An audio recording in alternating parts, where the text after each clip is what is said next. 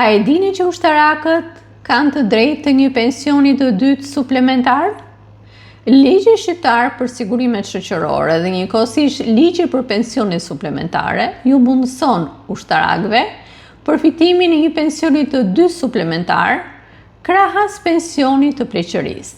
Ditën në të cilin ata fitojnë të drejtën për pension pleqërie, fitojnë njëkohësisht të drejtën edhe për pensionin suplementar.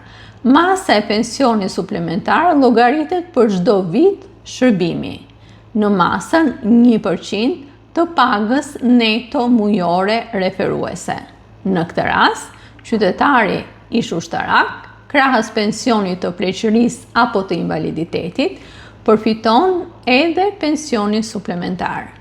Unë juftoj të lini komentet tuaja nëse gjykoni që masa që prollogarit pensionin suplementar është ajo e duhura apo duhet të ketë ndryshime.